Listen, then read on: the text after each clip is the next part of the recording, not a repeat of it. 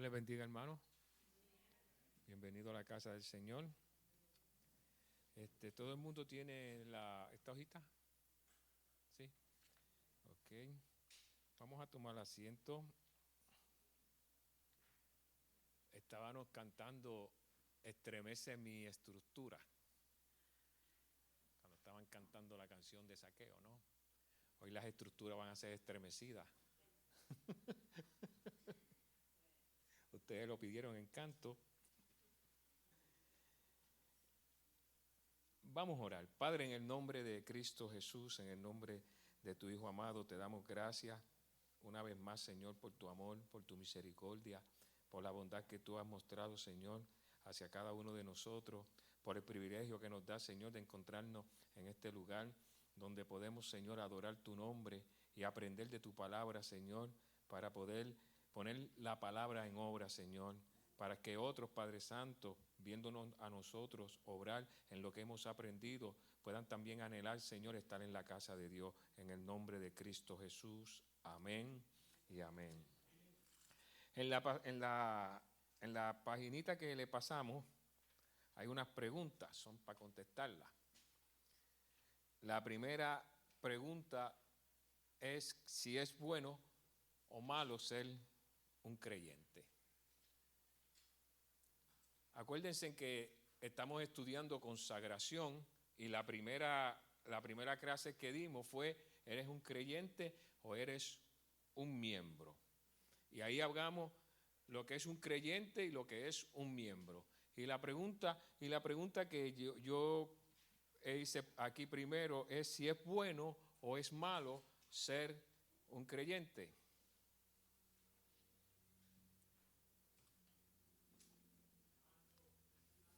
Bueno, van a tener que hacer fila porque son muchos los que quieren contestar. No tengan miedo. Yo siempre he encontrado que en las clases bíblicas no hay contestaciones incorrectas. Alguien puede decir una contestación, posiblemente yo no estoy de acuerdo con esa contestación y simplemente aclaramos el punto. Ok, la voy a contestar yo, porque ya que ustedes no quieren contestarla, pues. La pregunta es, ¿bueno o malo ser un creyente? ¿Por qué puse esa pregunta ahí? Porque en la primera clase le estuve hablando de que nosotros estamos llamados a ser miembros del cuerpo de Cristo. Y le hablé de lo que es un creyente. Un creyente es alguien que ha creído, pero no tiene un compromiso. Pero el ser un creyente es bueno, no podemos decir que es malo, porque un creyente obtiene salvación. Y por la salvación es que se empieza. No estoy en ningún momento cuando di el primer estudio tratando de decir que ser creyente es algo desastroso. No, es lo principal. Si no somos creyentes, no vamos a llegar nunca a ser parte del cuerpo de Cristo. A través de creer, la palabra dice que aquel que creyere y fuese bautizado, este será salvo. Así que el principio para este caminar es creer, pero no nos podemos conformar con creer, tenemos que madurar, tenemos que crecer. Y crecemos haciéndonos parte del cuerpo de Cristo. Así que la segunda pregunta creo que se la acabo de contestar también.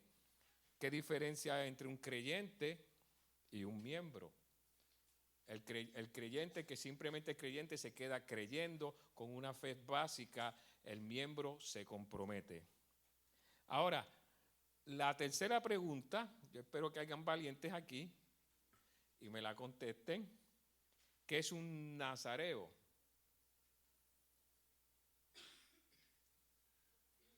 El Beni. Corre, Beni, corre.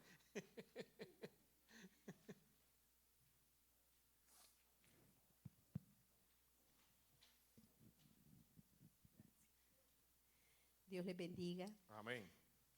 Un nazareo es una persona apartada para santidad, para Dios. Es alguien separado para Dios, que se debe de guardar. Amén. Amén. Es una persona separada para Dios, tiene que mantenerse en santidad. ¿Alguien más quiere agregar algo a lo que la hermana dijo?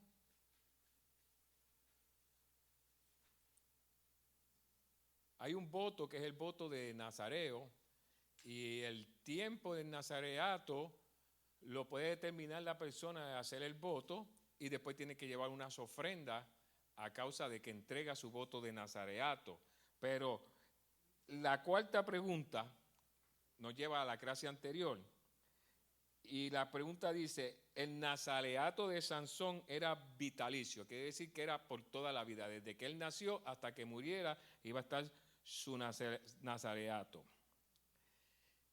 Y si tú y yo hemos sido llamados para servir y adorar a Dios, porque el ser nazareo tiene que ver con cumplir un propósito, y dentro de ese propósito está el servir a Dios y adorarlo, ¿cuánto tiempo dura nuestra consagración o nuestro nazareato? ¿Cuánto tiempo tú crees que va a durar? El de Sansón era vitalicio y algunos tenían el nazareato por 2 años, por 3 años y después lo entregaban. Pero el nuestro, ¿cuánto tiempo tú crees que dura?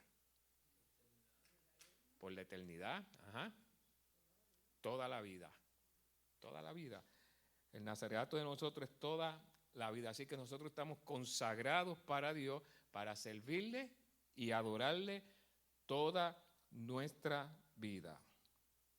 La cuarta pregunta, usted se va a ir a su casa y va a empezar a buscar, porque dice, ¿en qué libro de la Biblia aparece por primera vez la palabra consagración o consagrar o consagrado o consagraréis? Cualquier término de esta palabra, ¿en qué libro aparece? Y ahí, como usted tiene el lápiz, apunte en qué último libro aparece esa palabra también. Yo puse en qué primer libro y usted me dirá también qué último. ¿Ah? Correcto. En Éxodo es el primer libro que aparece esa palabra de consagrado, consagrar o consagraréis. En Levítico también aparece.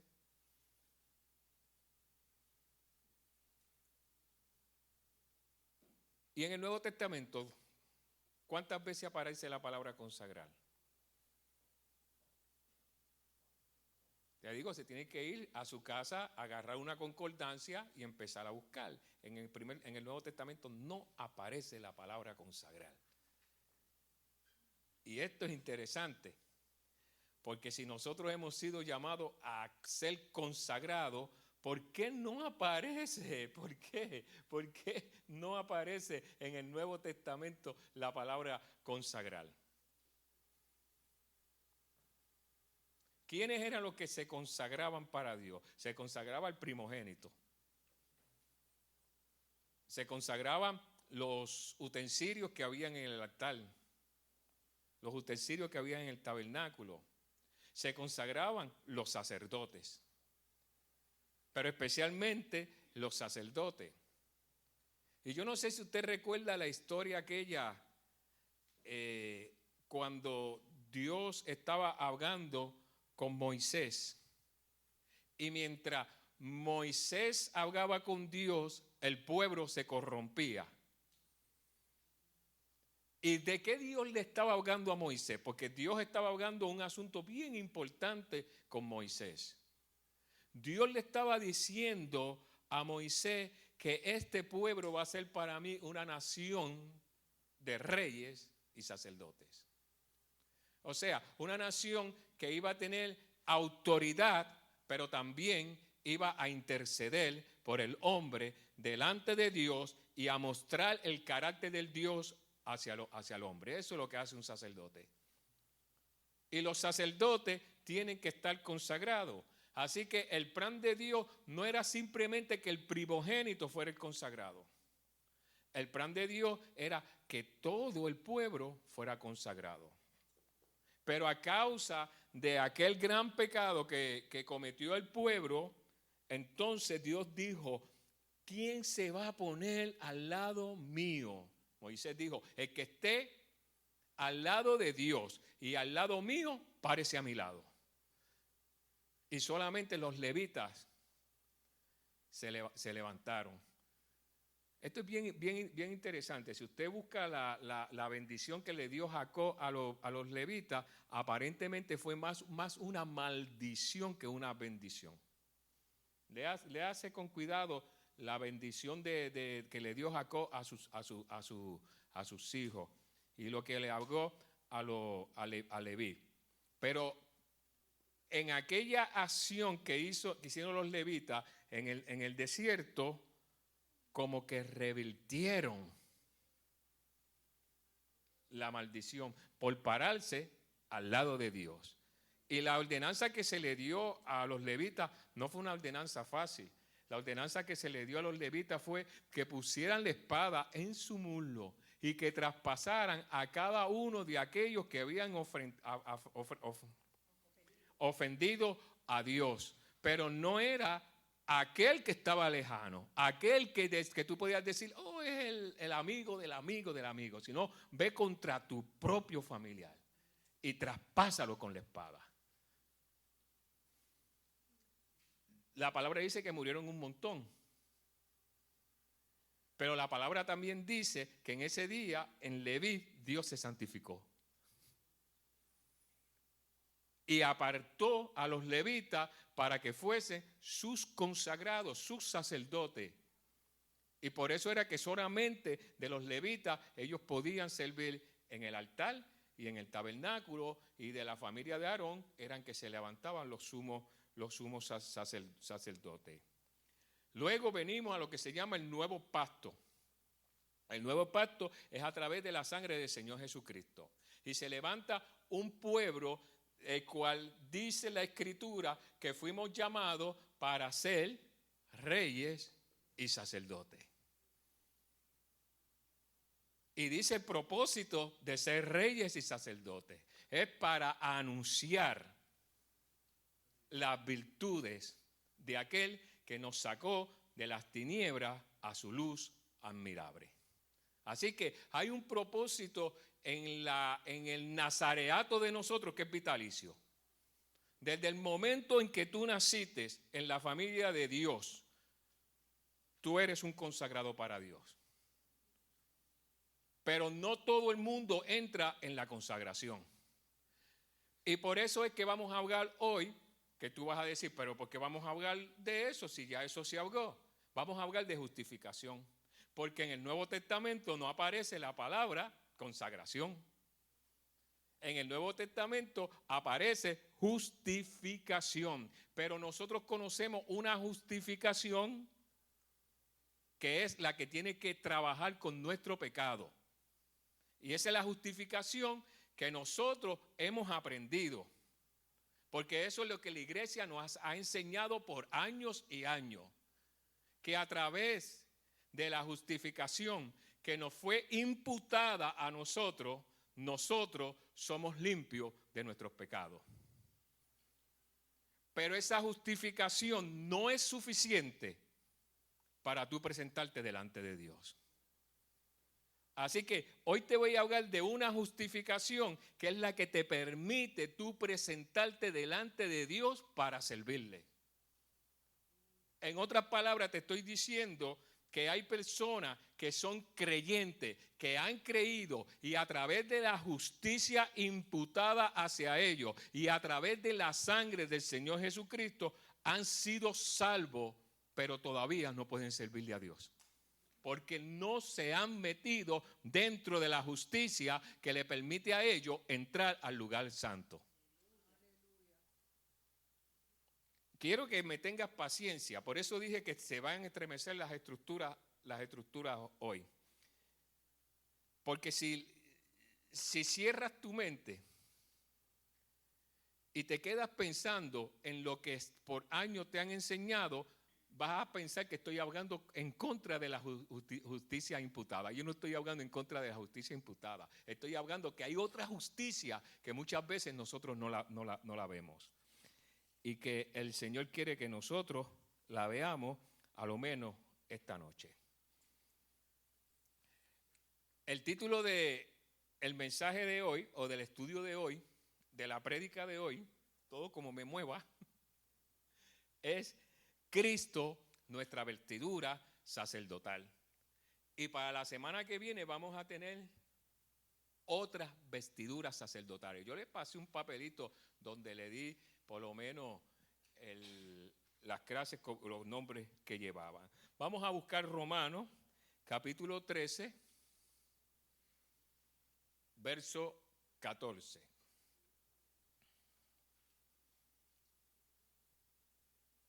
Dice, sino vestíos del Señor Jesucristo y no proveáis para los deseos de la carne. Ahí dice en Romanos 13, 14 que nosotros nos tenemos que vestir del Señor Jesucristo. Uno de los aspectos que más mal se interpretan es las vestiduras sacerdotales, cuando se habla de las vestiduras sacerdotales. Y nosotros sabemos que hubo un cambio de sacerdocio. Antes se encontraba el sacerdocio que era según el orden de Aarón. Y el sacerdocio según el orden de Aarón es simplemente tipo y sombra de lo que había de venir. O sea, que Cristo es el antitipo y el sacerdocio de Aarón es la sombra de Jesucristo. ¿Cuál era el sacerdocio que había de venir? Era el sacerdocio según el orden de Melquisedec. En Hebreos 7, 11, 12 y verso 17, Hebreos 7, verso 11, 12 y verso 17 dice, si por la perfección fuera por el sacerdocio levítico, porque bajo él recibió el pueblo la ley, ¿qué necesidad había aún de que se levantase otro sacerdote según el orden de Melquisedec y que no fuese llamado según el orden de Aarón? Porque cambiando el sacerdocio necesario es que haya también cambio de ley. Pues se da testimonio de él, tú eres sacerdote. ¿Para cuándo? Para siempre. El sacerdocio de Jesucristo es eterno. Tú eres sacerdote para siempre según el orden de Melquisedec. Como el sacerdocio de Melquisedec es de un orden diferente, el sacerdocio de Jesucristo está establecido en el sacerdocio de Melquisedec, que es de una vida indestructible. Hubo un cambio de sacerdocio, también tiene que haber un cambio de vestidura. Y tenemos que ver cuáles son las verdaderas vestiduras que se usan en este sacerdocio que es diferente. No estamos hablando de vestiduras naturales, sino que estamos hablando de vestiduras espirituales.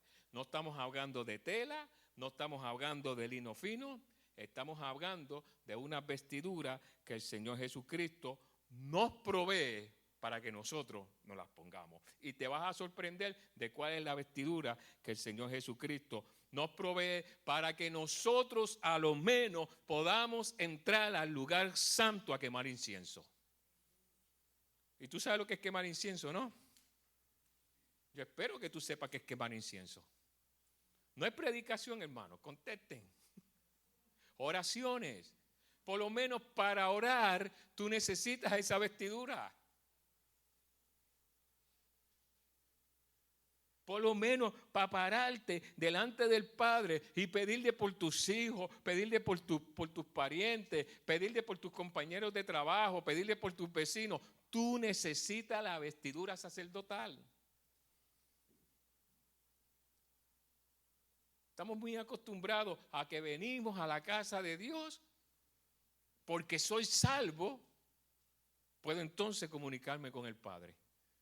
Y Jesucristo dijo, todo lo que pidáis al Padre, ¿en qué? En mi nombre. Y eso es algo bien importante que nosotros tenemos que entender. No es repetir en el nombre del Señor Jesucristo. Porque la gente está acostumbrada a que si digo una oración y la finalizo con en el nombre del Señor Jesucristo, entonces Dios me va a responder. Y en el nombre del Señor Jesucristo quiere decir con el carácter de Cristo. Con el carácter de Cristo. Yo creo que no vamos a terminar hoy. Dice en Éxodo 28, 2 y 3, y también en el verso 40 y 43. Dice, y harás vestiduras sagradas a Aarón tu hermano para honra y hermosura. Y tú hablarás a todos los sabios de corazón, a quienes yo he llenado de espíritu de sabiduría, para que hagan las vestiduras de Aarón, para consagrarle, para que sea mi sacerdote. Mira cómo Aarón es vestido con unas vestiduras especiales. Para construir esas vestiduras se tuvo que llamar gente que tenían el espíritu de Dios, de sabiduría, para hacer esa vestidura. No podías ir, ya casi eso no existe, el sastre de la esquina. Pero no podía ir a Ross, ni a Burlington, ni a Target a comprar esas vestiduras. Tenía que traer a alguien que tenía unción de parte de Dios. Dios lo había ungido para ese propósito. Mira cómo dice el verso 40. Y para los hijos de Aarón harás túnicas, también les harás cinto y le harás tiaras para honra y hermosura. Y con ellos vestirá a Aarón tu hermano y a sus hijos con él, y los ungirá y los consagrarás y santificarás. Aquí hay dos palabras, porque nosotros entendemos que santificado y consagrado es lo mismo. Están envueltos, están en la misma relación, pero no es lo mismo. Todos nosotros hemos sido santificados. O sea, todos nosotros hemos sido llamados a apartarnos del mundo y estar con Dios. Pero solamente los que se consagran son los que entran. El hecho de que tú seas santificado no quiere decir que estás cumpliendo con tu voto de nazareo.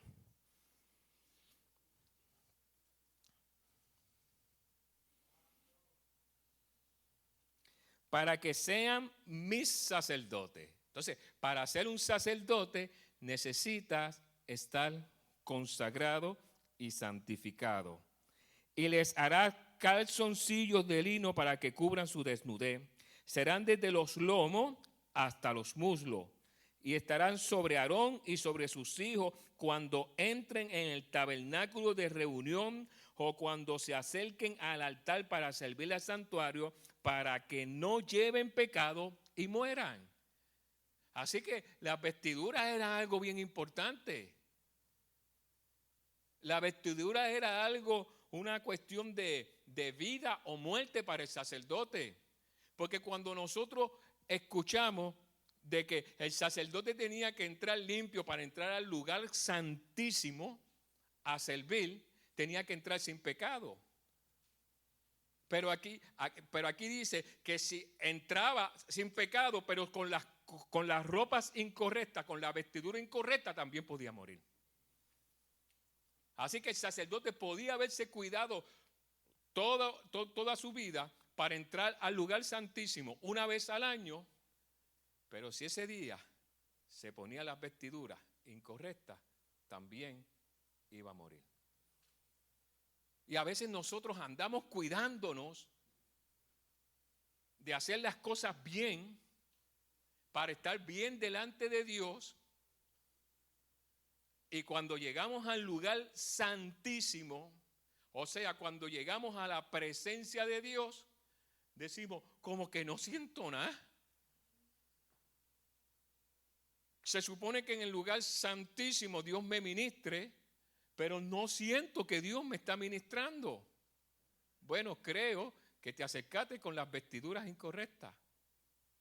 Creo que te acercaste con tu propia justicia y no te vestiste con la justicia que Dios te ha dado para que te vista. Porque en el Viejo Testamento los sacerdotes se vestían con lino y tenían sus mantos que los cubrían. Pero nosotros nos tenemos que vestir de justicia en el Nuevo Testamento. Pero no es con la justicia imputada. No es con la justicia que te sacó del mundo, de las tinieblas, del pecado y te llevó a la salvación, sino con una justicia que la que te permite entrar al lugar santo para ministrarle a Dios.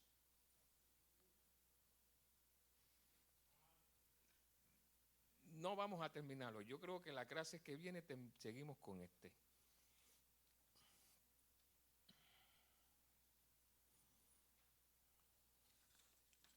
Así que era cuestión de vida o muerte el que el sacerdote tuviese la vestidura correcta. Porque si tenía la vestidura incorrecta, moría también como si hubiese entrado con pecado. Así que tú y yo debemos de evaluar nuestra vestidura sacerdotal. Porque es algo de vida o muerte espiritual. Muchas congregaciones están muertas espiritualmente porque se acercan a Dios con las vestiduras incorrectas. Y acuérdense, no me estoy refiriendo a vestiduras de tela ni nada de eso. Estoy refiriéndome a cómo tú eres aceptable delante de Dios. Cómo yo puedo acercarme delante de Dios y ser aceptado delante de Él. Y no estamos hablando de salvación, porque estamos hablando de consagración.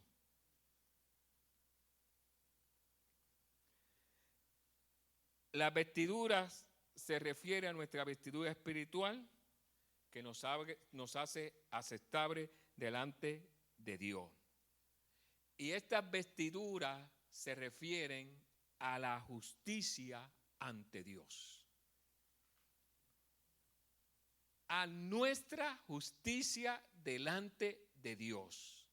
¿Cuál es tu justicia delante de Dios para tú poderte acercar a Dios?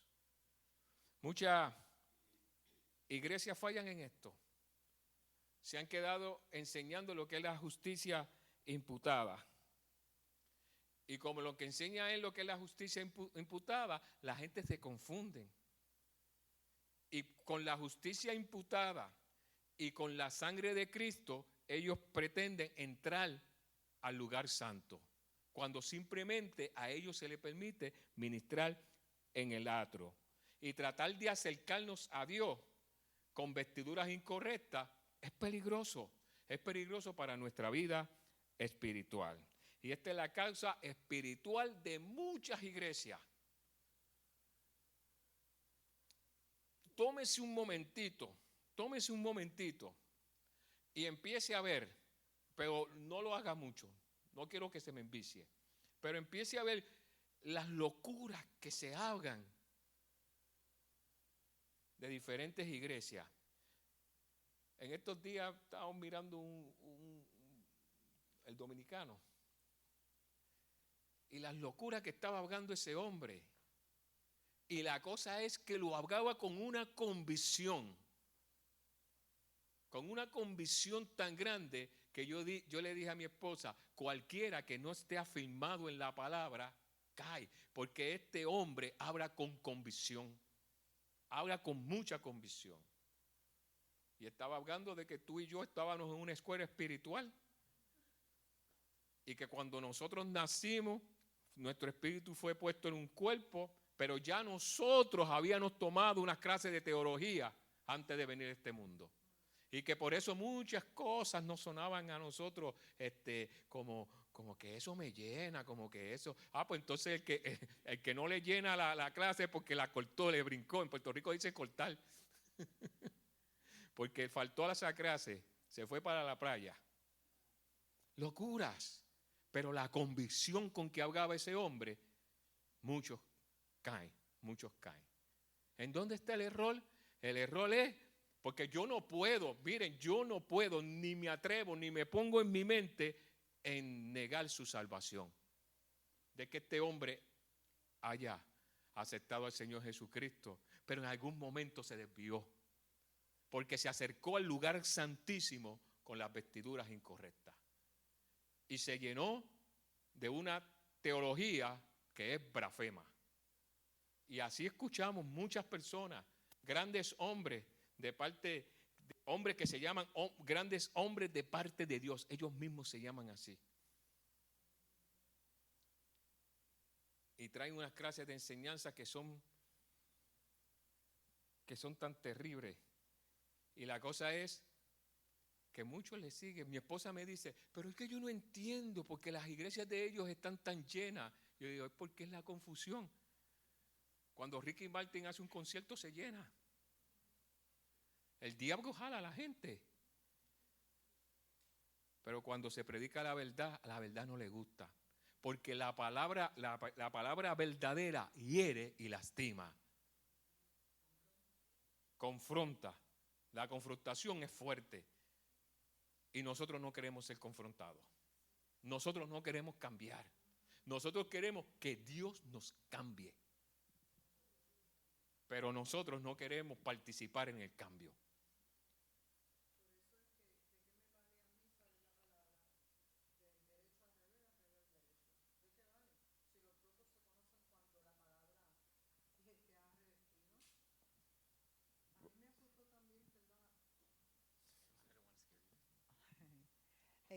Yo digo, ¿verdad? ¿De qué me vale a mí?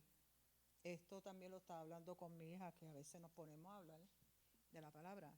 Entonces, ¿de qué me vale a mí conocer la palabra?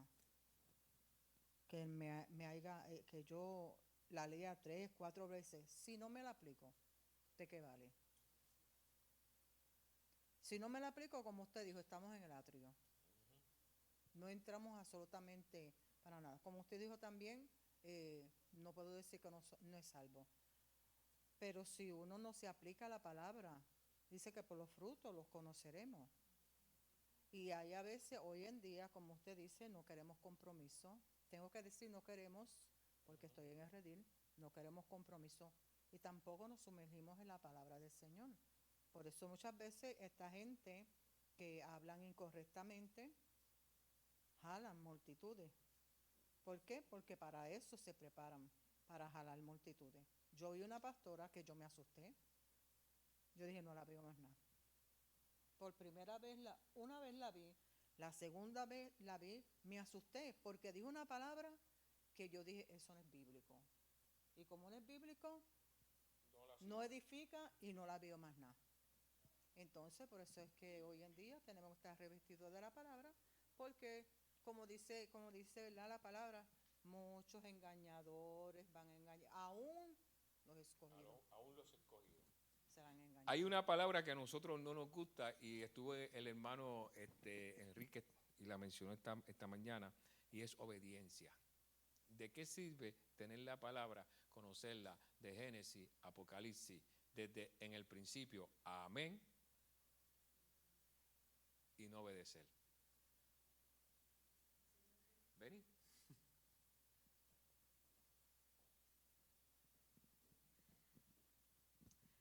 Siempre recuerdo este texto, esta palabra, donde el Señor le dice, harto estoy de sus sacrificios, más lo que quiere es obediencia.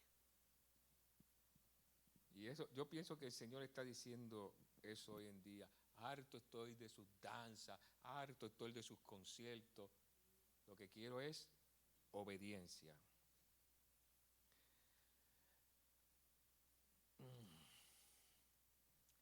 Cuando escuchamos diferentes tipos de ministerio, descubrimos varias declaraciones que son peligrosas para los que desean ministrar a Dios. Estas declaraciones son expresadas sin profundidad, como si fuera una verdad del Evangelio que todos aceptan. Es lo que estaba diciendo de esta persona, y no solamente eso, simplemente fue un ejemplo, porque son muchos y muchos que hablan y la gente dice, es verdad lo que él dice, pero no ponen lo que ellos dicen en la Escritura. A ver si puede pasar el sedazo de la Escritura. Simplemente lo acepta porque suena bien, porque suena bonito, porque suena convincente. Hay algo que se dice que es que Dios te ha cubierto con un manto de justicia. Porque se te ha dado un manto de justicia. Como si la justicia que se te está demandando a ti para presentarte, no estamos hablando de salvación, acuérdese, estamos hablando de consagración, estamos hablando de entrar al lugar santo para quemar incienso. Como si la justicia que a ti se te ha dado es una justicia que tú te las puedes poner, cubre tu iniquidad, cubre tu pecado, entras al lugar santo, ministra delante de la presencia de Dios, sale del lugar santo y te quitas el manto de justicia y sigues siendo el mismo. Gracias, hermano, porque me quitaste la palabra que iba a decir, el sinvergüenza que eres. No lo dije, él dijo el mismo. No lo dije. Otros dicen, mientras tú te estés moviendo, mientras tú estés ahí moviéndote en el Espíritu, te va cubriendo y tú puedes ministrar al Señor porque estás cubierto, tu pecado está cubierto. Hay un manto de justicia que te cubre. El Espíritu de Dios te cubre. Dios no puede ver tu pecado.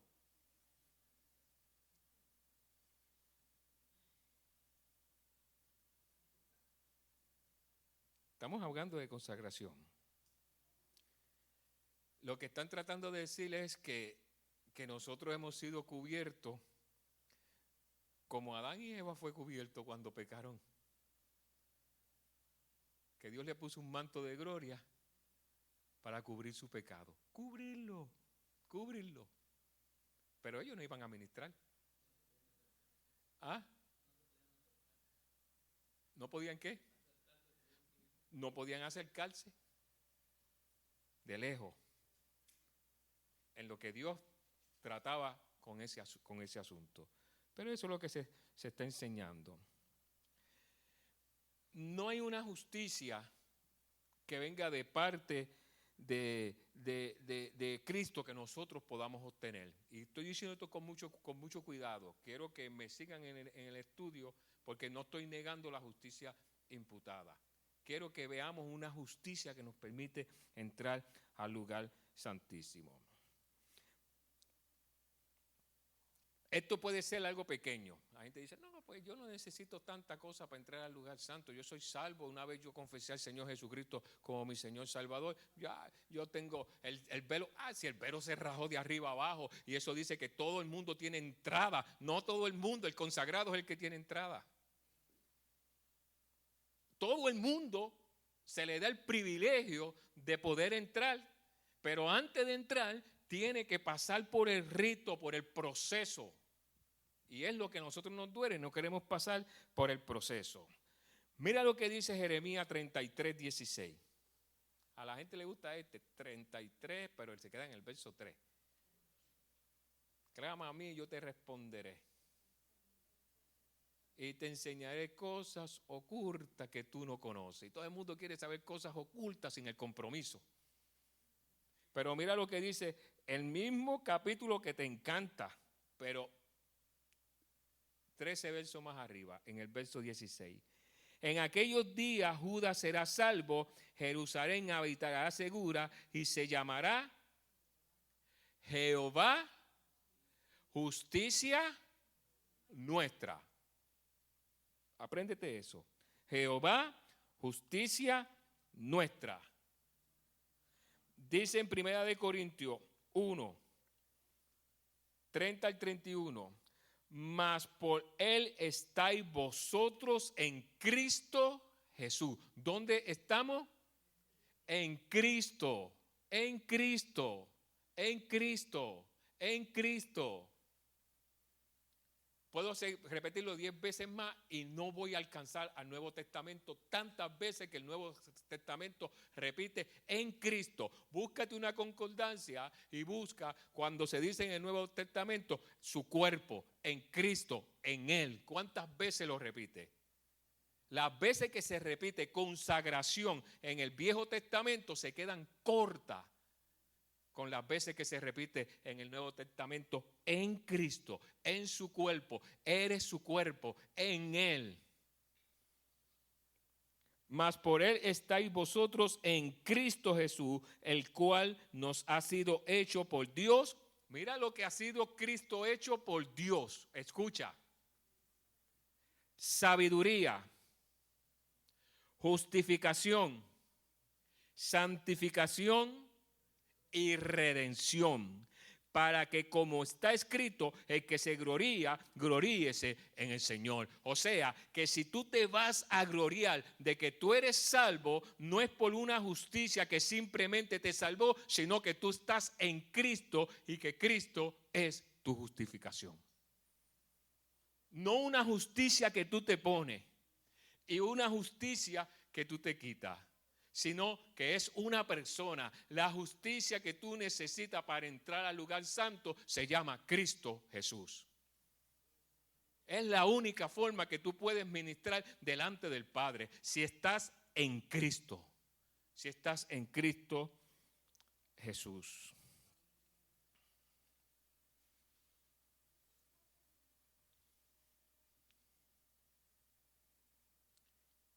Aquí nos está diciendo, ahí está el versículo.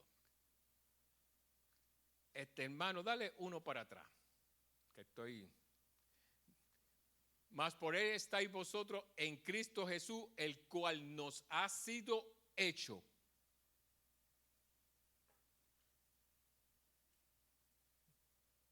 ¿Qué ha sido hecho? Ha sido hecho por Dios, sabiduría, justificación, santificación y regeneración o redención. Quiere decir que Él, Jesús, es hecho estas cosas para nosotros cuando nosotros estamos en Él.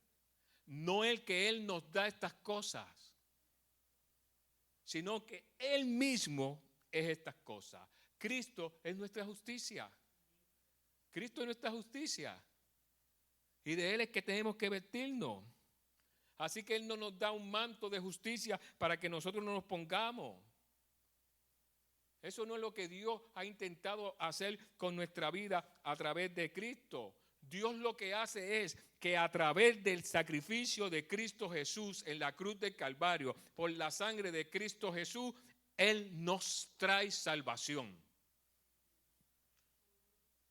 A través de la justicia imputada nos da salvación.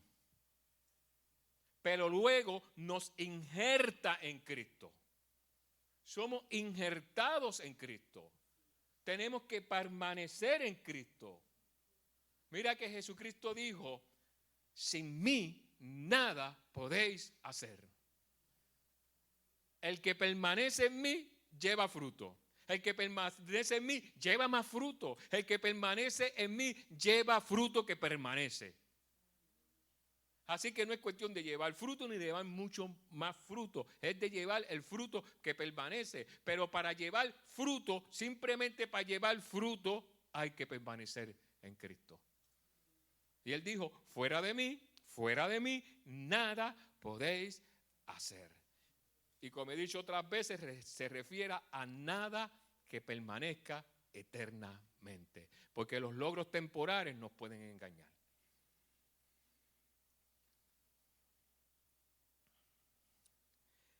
Dios lo que hace es que nos inserta en Cristo, quien nos ha sido hecho por Dios, sabiduría, justificación, santificación y redención. Él no nos da estas cosas, Él nos da a Cristo. Es a Cristo a quien Él nos da. Y fuera de Cristo estamos completamente desnudos. Y desnudo no te puedes presentar en el lugar santo. Estamos hablando de consagración. Por eso es que tenemos que tocar la justificación de esta forma. Dice en 2 Corintios 5:21, al que no conoció pecado por nosotros, lo hizo pecado. Para que nosotros fuésemos hechos justicia de Dios, ¿en dónde? En Él. Solamente en Él es que nosotros alcanzamos la justicia. Dice segunda de Pedro, verso 1 y 3 del primer capítulo, dice: Simón Pedro, siervo y apóstol de Jesucristo, a los que habéis alcanzado por la justicia de nuestro Dios y Salvador, Jesucristo.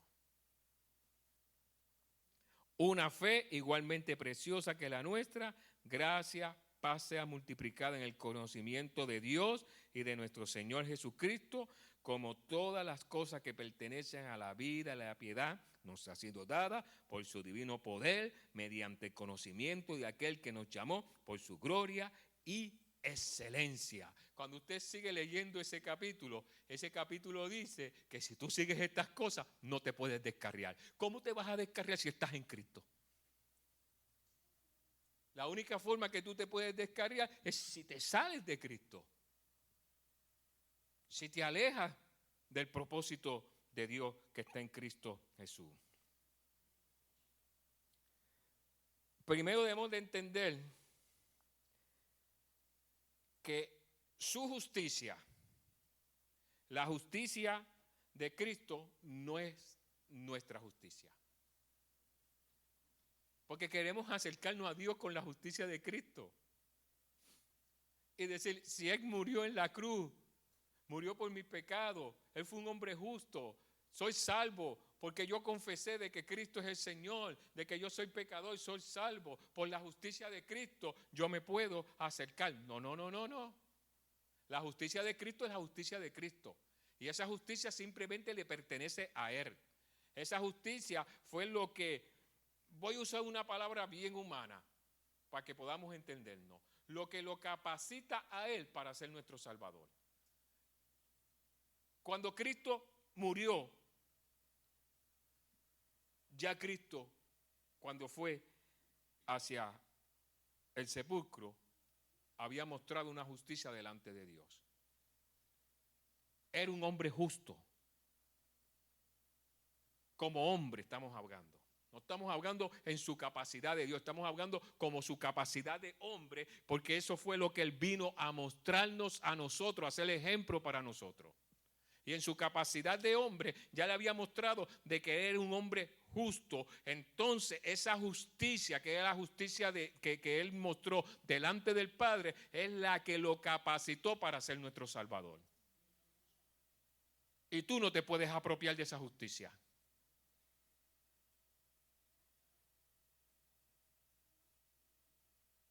Esa justicia le pertenece a Él.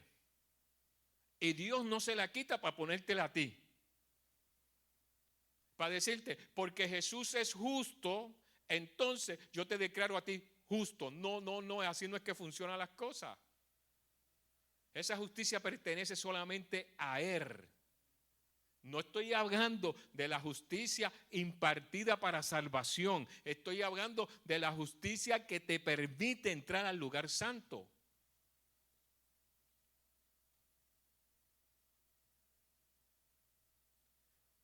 Ustedes han oído, salvo siempre salvo. Una vez salvo, eres salvo.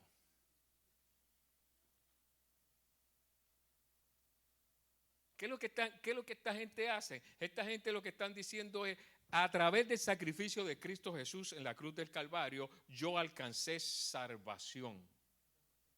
Y no importa lo que yo haga de aquí en adelante, yo sigo siendo salvo porque la justicia de Cristo es la que me cubre delante del Padre. Cuando el Padre me ve a mí, no importa lo que yo esté haciendo, el Padre lo que ve es la sangre de Cristo y la justicia de Cristo. Y eso no es así.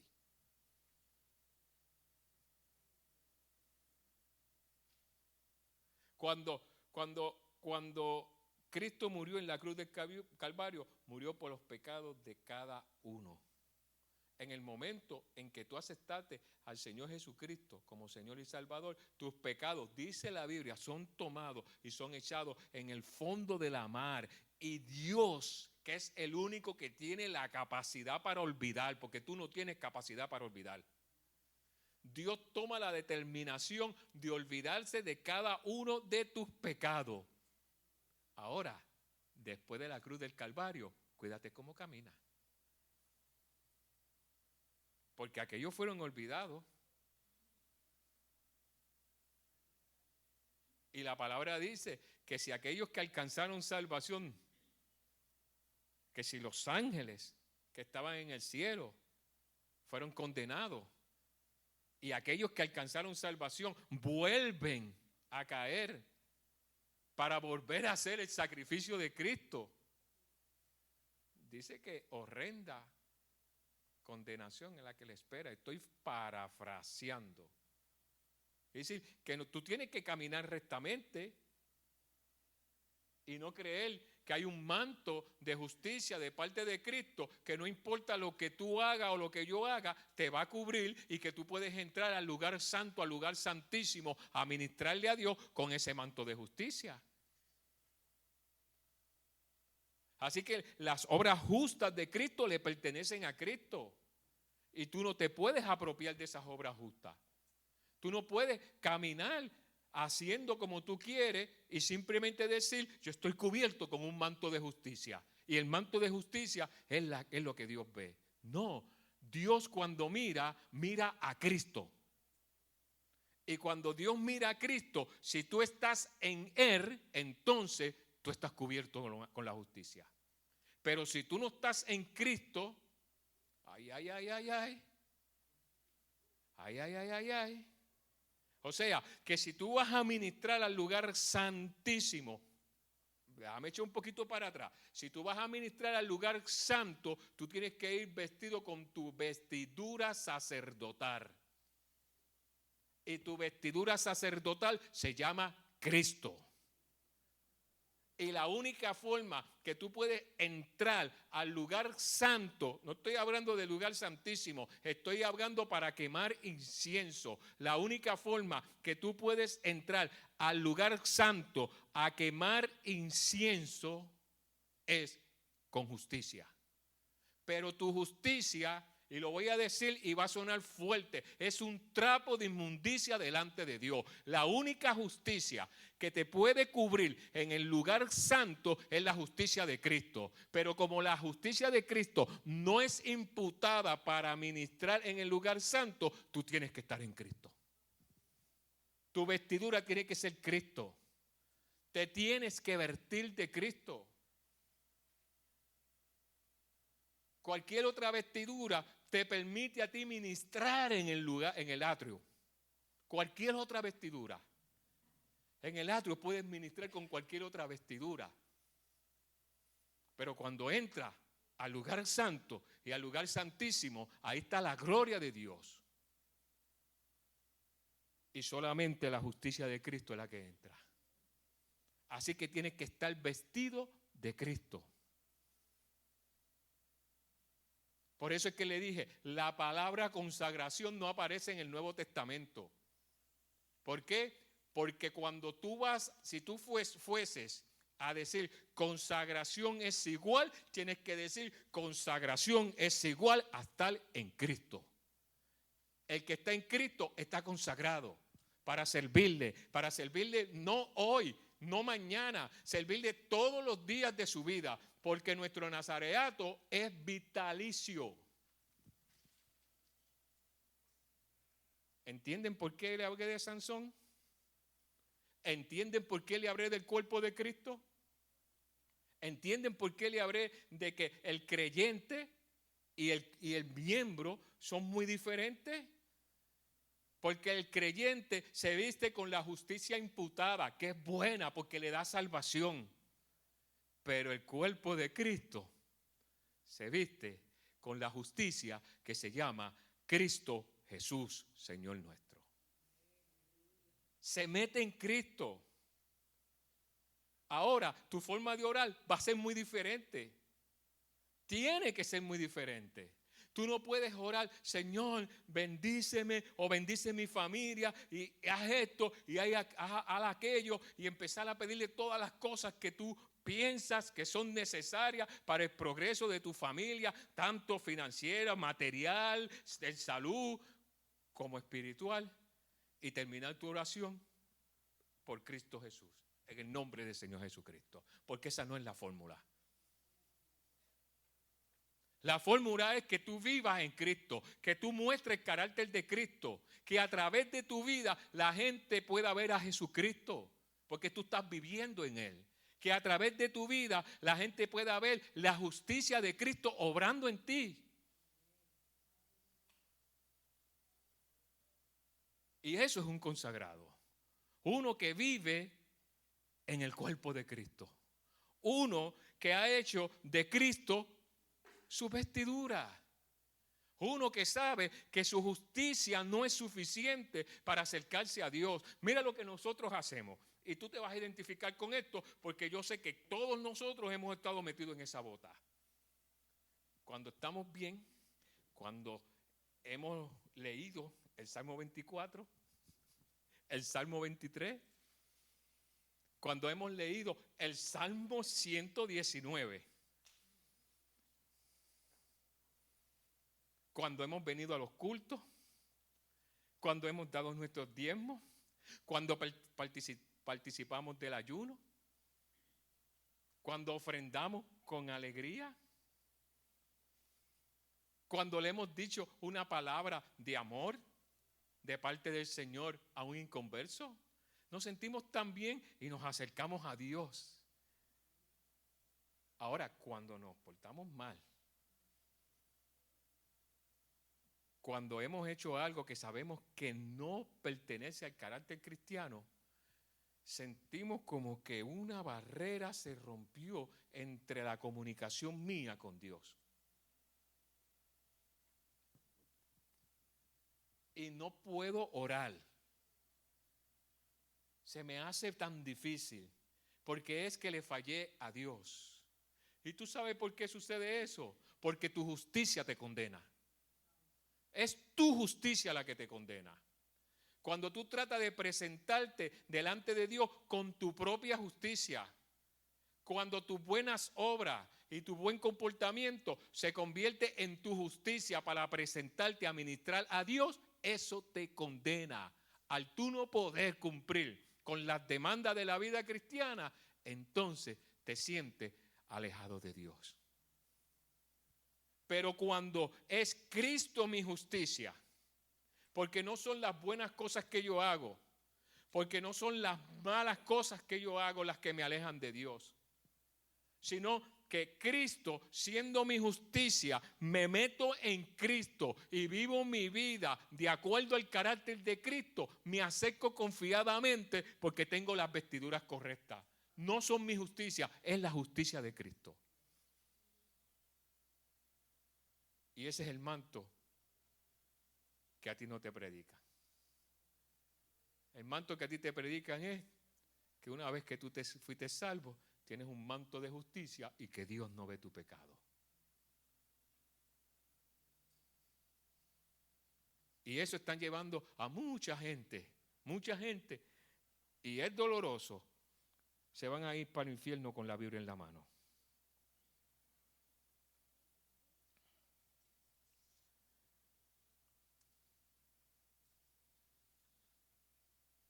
Dice en Romanos 13:14, sino vestido del Señor Jesucristo y no proveáis para los deseos de la carne.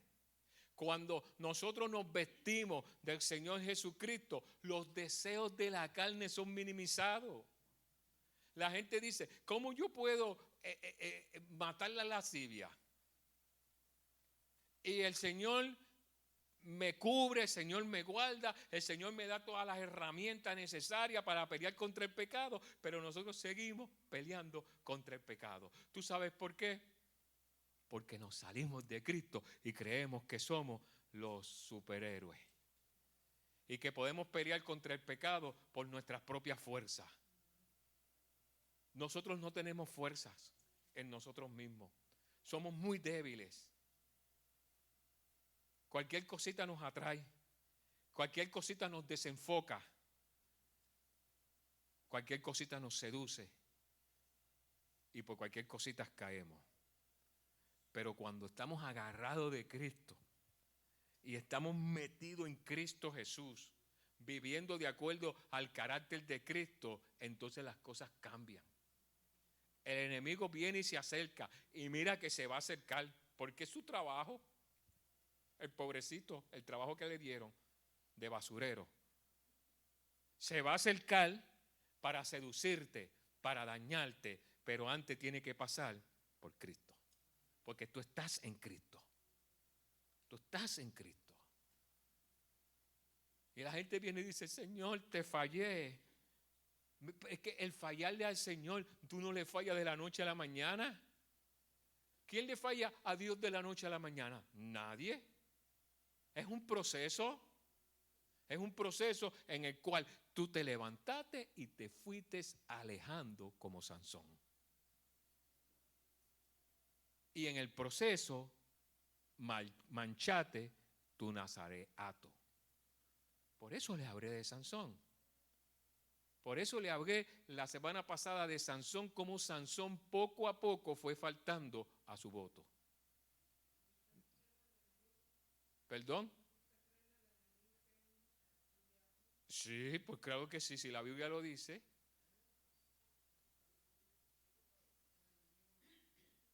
Hay un diablo, se llama Satanás.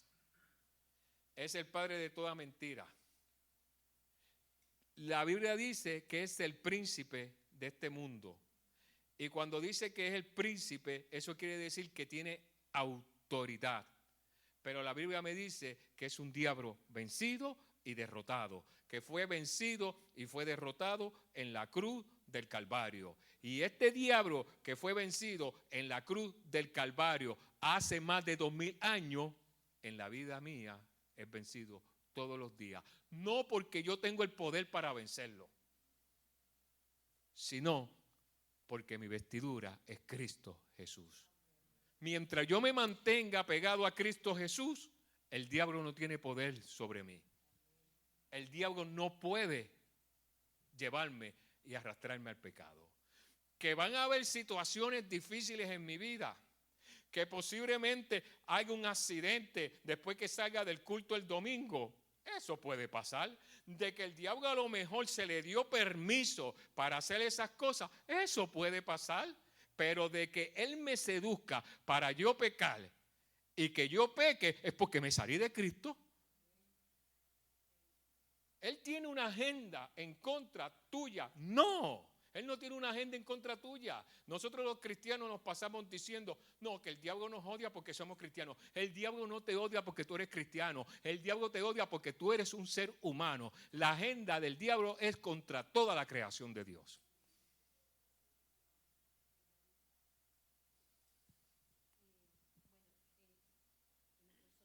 Ahí viene Benny.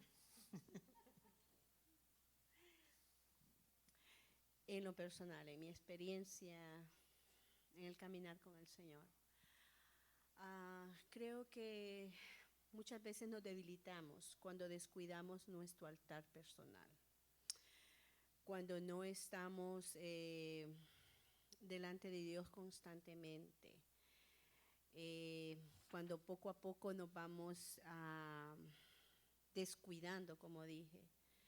Entonces a veces eso también puede influenciar, porque yo pienso pues que si estamos constantemente en la adoración, en la alabanza, en la lectura de la palabra, eso nos mantiene, nos sustenta y en determinado momento que tal vez el enemigo pueda venir, pues yo creo que en ese momento estamos firmes, no estamos porque tenemos la palabra, tenemos la oración que es importante.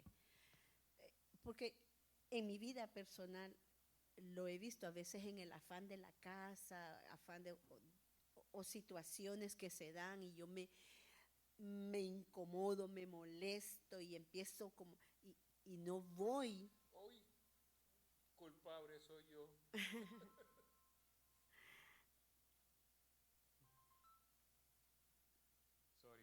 Sí, y hasta mis sentimientos o por lo que esté pasando no me hace ir a los pies del Señor, sino que llevo eso. Eso puede ser una puerta abierta también para caer, ¿no? Es por eso que le digo que cuando nosotros fallamos, cuando nosotros pecamos, no es algo de la noche a la mañana, es algo que poquito a poquito se va dando, nos hemos descuidado en algo. Si mantenemos nuestra relación estrecha con el Señor, nos mantenemos fuertes, pero no podemos depender de nuestra justicia, de que porque me porté bien, porque hice las cosas bien, entonces me puedo acercar a Dios. La justicia de Cristo nos permite acercarnos a Dios aún, lo voy a decir con mucho cuidado, cuando nos hemos portado mal.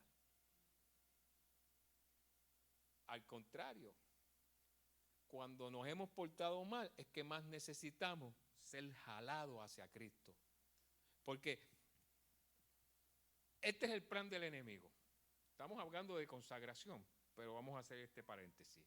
Este es el plan del enemigo. El plan del enemigo es llegar a tu casa, a tu vida, seducirte con el pecado y te va a velar en el momento que tú te encuentras débil. En ese momento, él te va a hacer una oferta. ¿Por qué? Porque tú tienes una necesidad. Y si tú aceptas la oferta, entonces cae en el pecado. Ahora, ¿qué es lo próximo que hace el enemigo? El enemigo te dice al oído, nadie lo va a saber, pero él se lleva un letrero bien grandote y lo publica delante de todo el mundo. ¿Por qué? Porque él quiere llenarte de vergüenza. Una vez que consigue llenarte de vergüenza, también consigue que los otros te juzguen a ti. Cuando tú no puedes ser juzgado por nadie, porque la palabra dice que el espiritual no puede ser juzgado por nadie.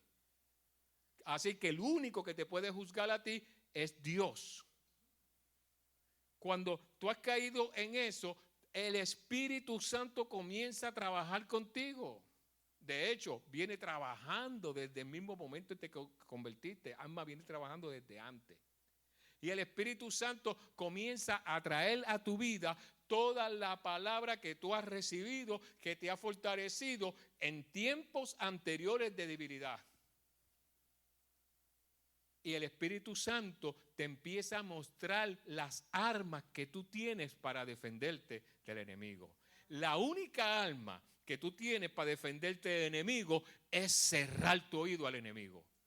Porque mientras te mantengas escuchando la voz del enemigo, te sigue abrandando, te sigue debilitando.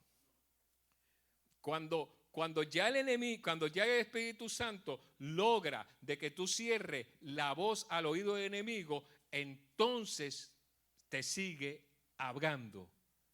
Y la voz que vas a escuchar es la de Cristo, que te dice, yo morí por ti, mi sacrificio fue por ti, yo te amo y yo estoy en el lugar santísimo y te estoy esperando aquí en el lugar santísimo. Y tú le vas a decir, ¿cómo entro a un lugar tan terrible, a un lugar de muerte? Y Jesús te va a decir, si te pones la vestidura sacerdotal, si te viste conmigo que soy tu justicia. Pastor. Quería más que nada reforzar, ¿verdad?, los comentarios de la hermana, de que uno de los errores más grandes que se está cometiendo ahorita dentro de todo el pueblo cristiano es pensar que en la forma o la vida espiritual que estamos viviendo, en la forma que lo estamos manejando, estamos bien delante de Dios sin importar ciertas cositas, ¿me entiendes? Y como nosotros estamos bien, nos lleva ese mismo sentir de sentirnos bien, nos está llevando a un punto de adormecimiento que nosotros nos consideramos bajo nuestra propia justicia bien y no nos damos cuenta que eso está abriendo una puerta para que el enemigo trabaje más abiertamente, porque el hecho de que yo me sienta bien y yo no piense que estoy obrando mal, entonces abre una puerta para que cuando el pecado venga, no, pero si yo soy un cristiano y yo sirvo a Cristo y yo doy mis diezmos y yo pago mis ofrendas y asisto a los cultos, pero no me vengo dando cuenta de que esa misma comodidad que yo estoy viviendo me ha llevado a un adormecimiento espiritual donde yo me siento bien, pero no estoy bien. ¿entiende? Y eso se está viviendo mucho a nivel cuerpo de Cristo, no nada más iglesia, sino a nivel cuerpo de Cristo, porque el cristiano dice, yo estoy bien, el que está mal es el otro. Entonces eso le abre una puerta al enemigo para que cuando ya nos venimos a dar cuenta, el pecado no, como lo viene diciendo, el pecado no viene de la noche a la mañana, es un proceso de trabajo que el diablo viene haciendo en el hogar, en el trabajo, en la familia, aún dentro de la misma iglesia, que no es un proceso de la noche a la mañana, sino que ha venido socavando el fundamento de la vida espiritual de uno o de varios, porque todo lo que se necesita es uno para destruir varias vidas. Entonces, cuando no nos damos cuenta de eso y nos ponemos en ese nivel, le estamos abriendo la puerta al diablo, porque nosotros nos sentimos bien. Los malos son ellos. Por eso es que si tú piensas presentarte a Dios con tu propia justicia, estás fallando. Porque tu propia justicia te condena. Tu propia justicia te condena. Hoy te puedes portar bien, mañana te portas mal. Entonces te encuentras en un dilema. Hoy me acerco, hoy no me acerco. Pero cuando te presentas con tu vestidura sacerdotal, que es Cristo Jesús, puedes entrar confiadamente. Porque Cristo entonces es tu justicia, tu santificación. No tienes que temer. Puedes acercarte, entonces puedes ministrar al Padre. Y acuérdate que es ser parte del cuerpo, ser parte de los hermanos, ser parte de toda la congregación que está unida a Cristo Jesús. Porque por eso les prediqué la primera vez, o les di el estudio del cuerpo de Cristo, del creyente y el cuerpo, porque solamente el cuerpo es el que está consagrado. El creyente tiene salvación, sí tiene salvación, yo no la dudo, pero vive en su propia justicia. Decide cuándo va a la iglesia, cuándo no va. Decide si diezma o no diezma. ¿Cómo es? El libre albedrío. El libre albedrío es un alma poderosa que el Señor nos dio para que la pongamos a sus pies. El libre albedrío habla de hacer nuestra voluntad. Cuando Adán y Eva estaban en el jardín del Edén, se le dio la voluntad de tomar la decisión. El poder de tomar la decisión. Porque Dios no quiere que nosotros le sirvamos a la brava. Nos hubiese creado en el cielo y ya, punto. Dios nos puso aquí con un propósito. Y puso en el huerto del Edén, mira qué cosa, puso en el huerto del Edén a 2 personas, adultos. Yo creo que el hombre más inteligente era Adán, porque era perfecto. La mujer más inteligente y más hermosa yo creo que era Eva, después mi esposa.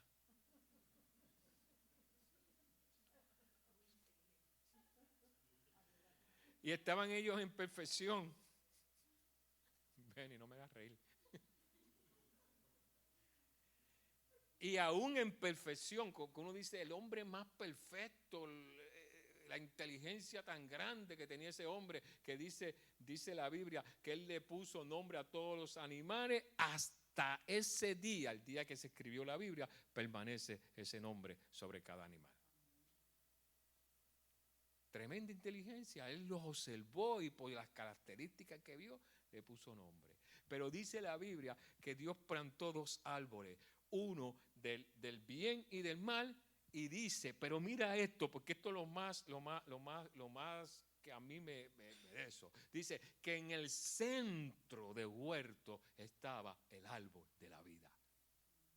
Dice que el árbol de la vida tenía el lugar de privilegio. Quiere decir que Adán podía estar en cualquier lugar y podía ver el árbol de la vida. Pero ellos decidieron comer del que estaba al lado. Porque tomaron su propia decisión, su propia voluntad. Y le entregaron todo lo que tenían a Satanás en sus manos. Pero su voluntad no se la entregaron. ¿Por qué? Porque el día que se topó el hombre con el Señor Jesucristo, tenía que usar esa voluntad para tomar una decisión. Cuando tú vienes a los pies de la cruz del Calvario y ves la sangre de Cristo, el Espíritu Santo hace algo contigo. Uno es que te convence de pecado, te convence de justicia y te convence de juicio. Te dice, tú eres un pecador. Por las cosas que tú has hecho, tú tienes que morir.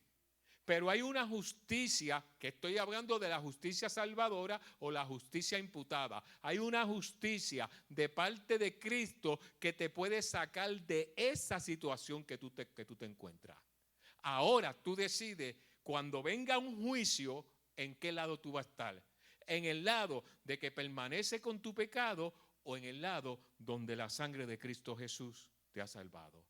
Pero aún hasta ahí, tú tienes todavía tu libre albedrío o tu decisión de tomar o tu poder de tomar la decisión. Porque hay gente que dice, en la Biblia no se menciona la palabra libre albedrío, tampoco se menciona la palabra Trinidad. Pero es el poder de tomar la decisión. Cuando el Espíritu Santo te presenta eso, entonces el Espíritu Santo te hace una oferta. Y esa oferta se llama arrepentimiento. O sea, que el Espíritu Santo pone delante de ti el arrepentimiento. ¿Lo tomas o lo dejas? Y tú decides. Y tú decides si lo tomas. Me voy a echar un poquito para atrás, porque ahí me veo muy feo. Tú decides si lo tomas o lo dejas. Muchos de nosotros lo hemos tomado, pero muchos de nosotros lo hemos dejado. Y muchos de nosotros que lo hemos dejado hemos dicho, yo me arrepiento luego. Tú no tienes el poder del arrepentimiento. El Espíritu Santo es quien te lo ofrece. Si el Espíritu Santo no te ofrece el arrepentimiento, tú no te puedes arrepentir. Y estás rechazando una moneda que es demasiado valiosa, que es el arrepentimiento. Cuando ya nos arrepentimos, todavía tenemos nuestro poder de la decisión. Por eso es que nosotros, siendo cristianos, siendo salvos, tomamos decisiones incorrectas. Porque Dios no nos va a obligar. Dios siempre nos va a obligar y nos va a señalar el camino, pero nosotros decidimos. Por eso es que muchas veces nosotros fallamos. Pero a la vez que nosotros nos metemos en Cristo Jesús y decidimos vivir una vida en Cristo Jesús, entonces nosotros doblegamos nuestra voluntad a la voluntad de Cristo, a la voluntad de Dios. Y le decimos a Dios, hágase tu voluntad y no se haga la mía. Y cuando las cosas nos demandan ir para un camino o ir para otro, nosotros no decidimos. Cristo decide por nosotros. De hecho, te voy a decir más. Hay gente que han decidido servirle a Dios y deciden cómo le va a servir. Y se autoproclaman pastores, maestros, profetas, evangelistas. Y tenemos evangelistas sin pastores. Un grave error. Un grave error. Un hombre que no se somete a la autoridad que Dios ha puesto, ¿cómo puede traerte palabra de vida? Tenemos apóstoles que no han levantado iglesia. Porque un apóstol es el enviado. El que va, el que fue enviado. ¿Y fue enviado por quién? Por la iglesia. ¿A qué fue? A levantar la iglesia. Cámbiale el nombre apóstol, dije misionero, es lo mismo. El que es enviado. Tenemos evangelistas, tenemos apóstoles, tenemos profetas. Profetas que van de casa en casa a profetizar. Son espiritistas cristianos. No están bajo cobertura. Y la palabra dice que la profecía se da dentro de la iglesia y que los ancianos van a juzgar la profecía. ¿Cómo tú vas a ir a la casa de fulano a dar una profecía donde no están los ancianos y no está la iglesia? Si alguien te viene y te dice, hermano, tengo una palabra de parte del Señor, tú le dices, cuando mis pastores estén presentes y la congregación esté presente, dame la palabra porque necesito que sea juzgada. Pero a muchos les gusta. Alma, yo escuché a un hombre decirle en la radio, mándame tu fecha de nacimiento, el nombre tuyo, aquello y lo otro, que te voy a dar una profecía personal.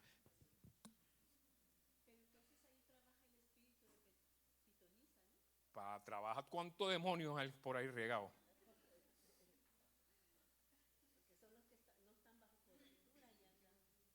Le han profetizado a hombres casados que se van a casar con una mujer. Pero si es casado.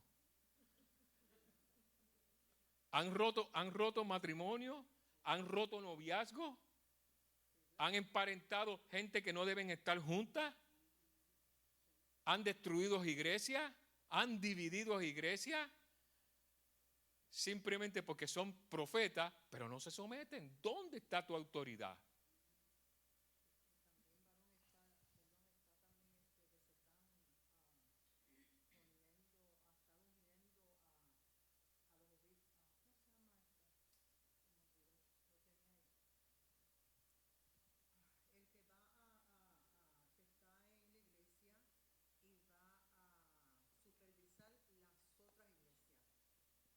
Un obispo.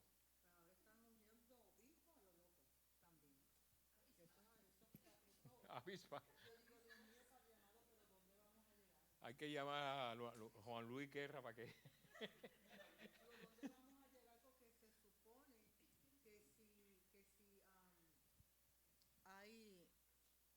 Se supone que si hay un pastor que estableció varias iglesias, ese obispo es el que va a supervisar, traerle el reporte, pero ahora eso ya es una charlatanería lo que tienen.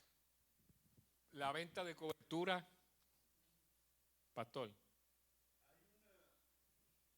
Hace años atrás, hermano, Tempo es una ciudad chica, no es muy grande. Y un día me encontré con alguien que me conoce a mí. Yo no me recuerdo haberlo conocido a él, pero como ustedes saben, los programas se pasan en el Facebook y la gente nos conoce. Y estando en la tienda, me encontré con un varón y me dice, varón, dice, a ver, ¿cuándo me permite ir a su iglesia? Dice, tengo una palabra profética para usted. Oh, sí, le digo, bueno, le digo, dígame, estuvimos conversando un ratito, le digo, bueno, dígame, ¿dónde se congrega? Ah, no, dice, es que no tengo iglesia. Le digo, varón, si usted no tiene iglesia, usted no tiene sujeción y usted no tiene ninguna palabra que darme a mí. Se están dando muchos los casos, varón, donde ahorita hay una comezón de oír la palabra profética, pero la palabra profética tiene un marco bíblico del cual no se puede salir. ¿Entiende? Y nosotros hemos enfocado bastante en eso, aparte de que debemos de juzgar la palabra profética. Nosotros tenemos ese marco que no puede salirse ahí, y la palabra profética por lo general siempre comienza diciendo así dice el Señor, no es ninguna otra manera de introducirse, porque ahorita lo que se busca, por ejemplo, yo entiendo que Dios pueda levantar, por ejemplo, hermana Susana, y dar una palabra profética en un determinado tiempo espontáneamente, pero no es el ministerio de la palabra profética, a la cual muchos dicen, es que yo tengo el ministerio profético, y el ministerio profético tiene unas características muy especiales que no se deben de dejar de observar. Primero que nada, hermano, lo que yo miro es la fidelidad al Señor, porque una persona que está dando palabra profética y no se congrega, para mí tiene cuestionable muchas cosas. Es como el evangelista que no se somete al pastor, y el evangelista que viene a predicar a los convertidos. Porque hay evangelistas que los que vienen a predicar dentro de la iglesia, y uno dice, pues, ok, vamos a levantar una campaña para que prediques afuera. No, afuera no. Yo creo que el evangelista fue llamado a predicar afuera, no a los convertidos. A los convertidos le habla los ministros dentro de la iglesia, los maestros, los pastores, le hablan a los convertidos, los enseñan. Pero el evangelista traernos una palabra de enseñanza, entonces ¿eres maestro o eres evangelista? El evangelista trae una palabra de salvación dentro de la iglesia cuando posiblemente no hay ni una visita ese día. Tenemos que ver eso. ¿Y quién es tu autoridad? ¿De dónde vienes? La autoridad. No tiene base para hablar la palabra del Señor. Amén. Pero estábamos hablando de consagración. ¿Ah? El profeta tiene que estar consagrado. El maestro tiene que estar consagrado. La palabra dice que Dios, esto es bien hermoso, yo no sé si ustedes han visto la hermosura de esto. Dice que Dios de dentro de la congregación levantó pastores, maestros, evangelistas, apóstoles y profetas, y los dio a la congregación. O sea, y dice que los dio como ¿qué? Como dones. Como dones. Quiere decir, no porque él está aquí, pero Dios le ha dado un regalo a ustedes, que es el pastor. Dios lo levantó de la congregación, porque él era un miembro de una congregación. Y dentro de esa congregación, el Señor lo estuvo capacitando y lo levantó para dártelo a ti y a mí como un regalo. ¿Con qué propósito? Para que tú y yo fuésemos capacitados. ¿Capacitados para qué? Para la obra del ministerio. Así que, si tú perteneces a una iglesia, tienes que ver primero a tu pastor como un regalo. Segundo, te tienes que sujetar a él porque él te está capacitando. Tercero, tienes que tener un ministerio, pero ese ministerio no te lo da tu pastor, ni te lo da la iglesia, te lo da Dios. Dios es el que decide tu ministerio. Tú no lo escoges. Tú no lo escoges. Yo quisiera el ministerio de predicar, como esos hermanos que predican eso de fe y hablan de fe, y los hermanos vienen corriendo y ellos solamente dicen, vengan para el frente, y de momento toditos vienen al frente y soplan y todos caen.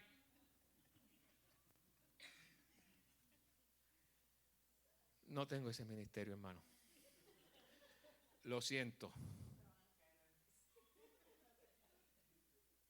Le dije una vez al Señor, Señor, ¿por qué tú me diste este ministerio? El ministerio que yo reconozco que el Señor me ha dado es el mensaje de madurez, de predicar madurez a las almas. Y le dije, Señor, yo quiero hablar una palabra de fe. Le dije una vez así. Le dije, Señor, quiero hablar una palabra de fe y que los hermanos vengan corriendo. Y me dijo, ¿tú quieres hablar una palabra de fe? Vete, habla la palabra de fe. Y me fui con mi mensaje de fe y me dijo, pero vas a hablar de la fe madura.